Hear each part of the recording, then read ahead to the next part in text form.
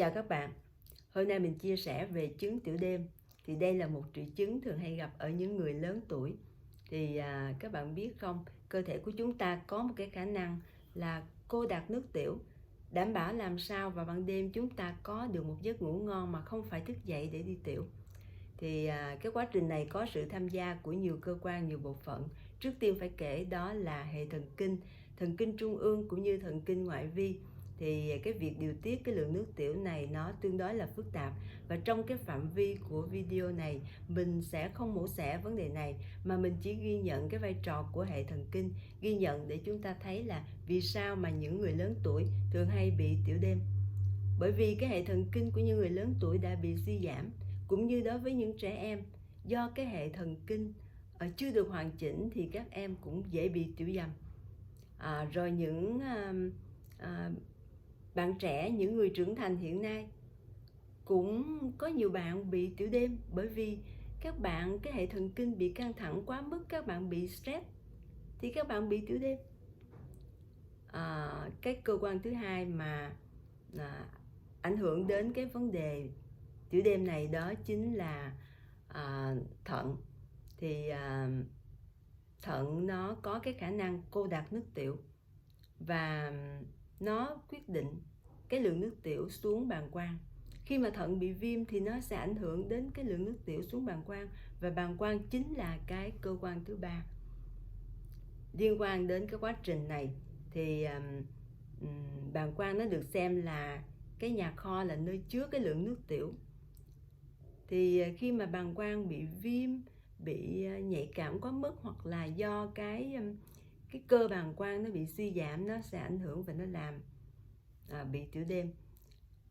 Có những trường hợp nam giới mà bị những cái bệnh về tuyến tiền liệt cũng bị tiểu đêm. Rồi những trường hợp như là bị bệnh về tim mạch, về đường ruột, hoặc bệnh ung thư, hoặc là những trường hợp mà bị dùng thuốc, các bạn dùng thuốc mà trị huyết áp á, nó có tác dụng lợi tiểu thì nó làm cho mình bị tiểu đêm. Rồi những trường hợp mà bị những cái chứng rối loạn khi ngủ, ngưng thở khi ngủ, thì chúng ta cũng dễ bị tiểu đêm. Trường hợp bị tiểu đường á, thì do cái lượng đường nó luôn có cái xu hướng đưa về thận, và nó sẽ kéo theo một cái lượng nước, nó làm cho cái lượng nước tiểu rất nhiều, và chúng ta dễ bị đi tiểu đêm. Thì đối với những trường hợp mà các bạn bị đi tiểu rất nhiều vào cả ban ngày và ban đêm, thì các bạn cũng nên đi kiểm tra đường huyết. Có những trường hợp mà do các bạn mà ăn uống quá nhiều vào buổi tối á, thì cái độ cô đặc nước tiểu nó không đáp ứng kịp, thì các bạn bị đi tiểu đêm. Thế thì viện chẩn sẽ có những cái cách giải quyết như thế nào? Bao giờ cũng vậy, mình luôn muốn đưa đến cho các bạn những cái cách gì mà đơn giản nhất để các bạn không quá ngại khi làm. Và cái cách đơn giản mà chúng ta có thể tác động rất là nhẹ nhàng, sau đó để cho cơ thể tự điều chỉnh, đó chính là 12 động tác xoa mặt. Thì mình giới thiệu với các bạn, trên trán của chúng ta, đây là bàng quang nè, đây là hai quả thận. Vùng miệng của chúng ta, hai bên mép miệng chính là hai quả thận, và ở dưới cằm là bàng quang. Hai lỗ tai của chúng ta cũng đồng ứng với hai quả thận. Hai cái giái tai này cũng là hai vùng bàng quang. Thì khi chúng ta chà, chúng ta tác động,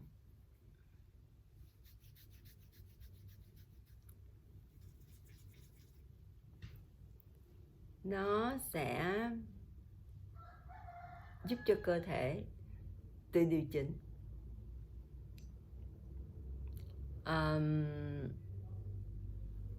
Mình chỉ nhắc cho các bạn, đó là công việc hàng ngày các bạn nên làm. Bây giờ để giải quyết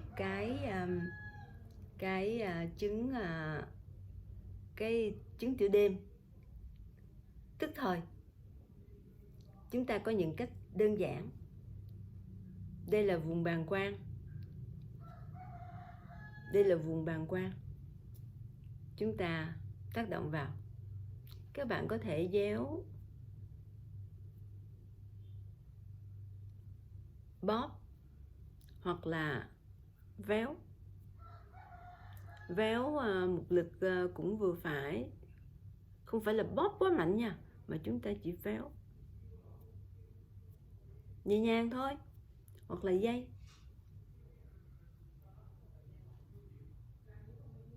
Thì nó cũng có tác động giúp cho chúng ta giải quyết được ngay cái vấn đề tiểu đêm. Có nhiều bạn khi mình giới thiệu cái kỹ thuật này thì các bạn rất là lo ngại. Các bạn nói như vậy thì nó sẽ ứ trệ lại ở trong bàng quang, nó gây sỏi thận hay là nó bị ứ gì rồi gây bệnh về sau thì như thế nào? Thì các bạn biết không, cái bàng quang của mình á, cái thành của nó tương đối là dày. Cái cấu tạo của cái thành bàng quang cũng tương đối là phức tạp. Nó có khoảng 4 hay 5 lớp gì đó, khoảng 4 lớp niêm mạc rồi những cái lớp cơ. Nó tạo ra một cái thành bàng quang tương đối dày, và bàng quang nó có cái khả năng co giãn rất tốt. Bình thường nó có thể chứa 300 cho đến 500 ml nước tiểu. Và khi mà nó giãn ra, nó có thể chứa được một cái lượng nước tiểu khoảng 1 lít. Do vậy chúng ta tác động, chúng ta chỉ giúp cho bàng quang nó đánh thức nó để nó cùng phối hợp với cái hệ thần kinh để nó tự điều chỉnh nó chứa cái lượng nước tiểu như thế nào. Rồi sau đó thì chúng ta đi tiểu ra thì cái việc hoạt động nó rất là bình thường. Chúng ta không cần phải lo ngại. Sẽ không có cái sự ứ trệ nào ở đây hết.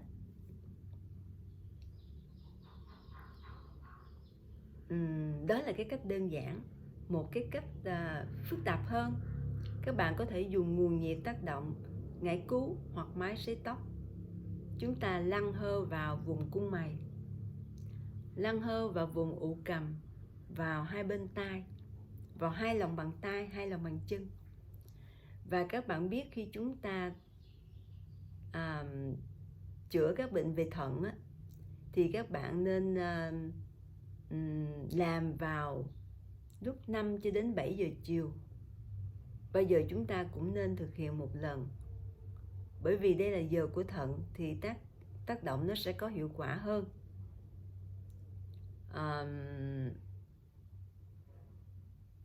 Đó là cách tác động đơn giản. Và chúng ta có thể tác động một ngày 2-3 lần, và dường như là nó sẽ có hiệu quả ngay. Có thể chúng ta tác động vài ngày. Đối với những trường hợp mà có những cái bệnh lý liên quan thì khi đó chúng ta cần tác động chuyên sâu hơn. Thì có nhiều bộ huyệt nó sử dụng trong nhiều trường hợp khác nhau. Bởi vì có thể nói là không có một cái bệnh nào mà nó do một cái cơ quan, một bộ phận duy nhất nào mà nó bệnh. Nó phải có một cái sự liên hệ. Bệnh này có thể là do một cái sự suy yếu từ một cái cơ quan nào khác, nó ảnh hưởng đến. Do đó mà với cái bộ huyệt mà trị cái tiểu đêm này thì nó cũng có khá nhiều bộ huyệt. Và mình sẽ giới thiệu với các bạn cái bộ huyệt mà nó tương đối là nó rộng, nó sử dụng trong nhiều trường hợp hơn và áp dụng được cho cả người lớn và với những trường hợp tiểu dầm của trẻ em. Thì thứ nhất chúng ta sẽ dùng cái bộ huyệt cầm tiểu. Nó gồm có 4 huyệt. Và cái kỹ thuật của chúng ta bao giờ cũng là, thứ nhất là chúng ta sẽ ấn chậm, hoặc chúng ta có thể ấn nhún 3 cái, hoặc chúng ta có thể dây 30 vòng, tùy các bạn lựa chọn.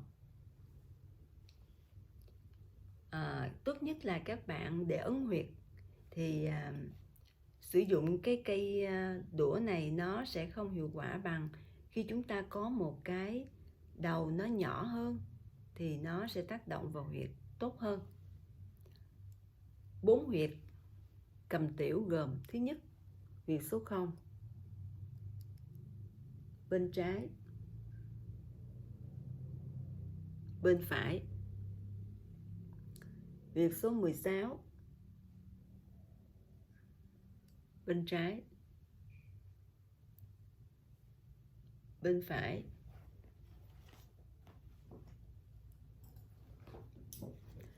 Mình giới thiệu với các bạn, đây là huyệt số 16,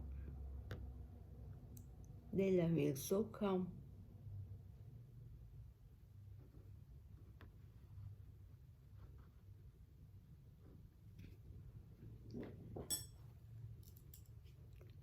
Kế đến là huyệt 37, vòng cong cánh mũi ở giữa kéo ra, giữa tròng đen con mắt kéo xuống. Kế đến là huyệt 19.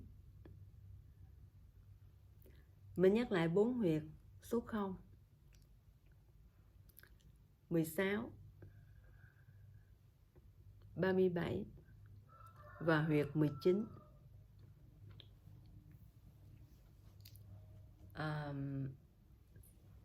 Sau đó chúng ta sẽ bấm bộ vị, có nghĩa là bộ huyệt xác định vị trí mà chúng ta cần cầm tiểu.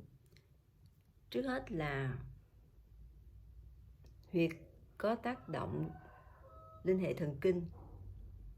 Huyệt 124 nằm ở đường giữa trán và mé ngoài tròng đen con mắt kéo lên. Bên trái, bên phải. Huyệt 34, đầu mày chích qua, bên trái, bên phải. Kế đến là huyệt 32 là huyệt gan, thuộc về gan. Đây là vòng cong cánh mũi, ngay giữa vòng cong cánh mũi kéo ra, giữa tròng đen con mắt kéo xuống. Huyệt 32 nó sẽ nằm trên huyệt 50, là huyệt thuộc về tam giác gan. Kế đến là huyệt về thận, huyệt 300, nằm ở cái đường 3/4 mé trên của trán, giao điểm với cái đường từ mé trong tròng đen con mắt kéo lên. Bên trái, bên phải. Kế đến là huyệt 21.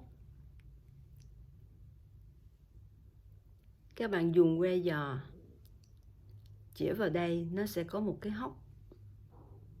Đây là huyệt 184 thì chúng ta sẽ hơi trịch xuống khoảng 1mm hay hơn một tí xíu, là huyệt 21. Bên trái, bên phải.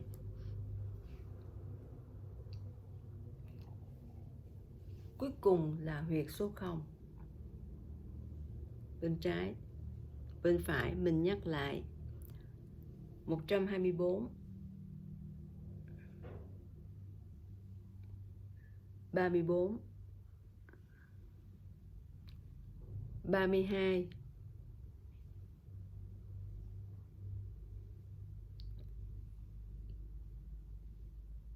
300,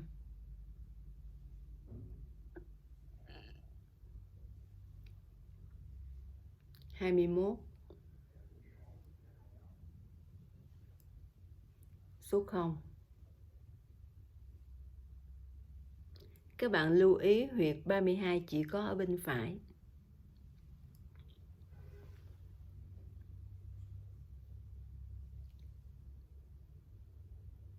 Thì đây là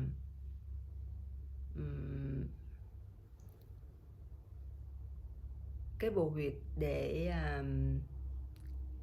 trị tiểu đêm. Thì chỉ bao nhiêu đó chúng ta cũng có thể trị được cái chứng tiểu đêm.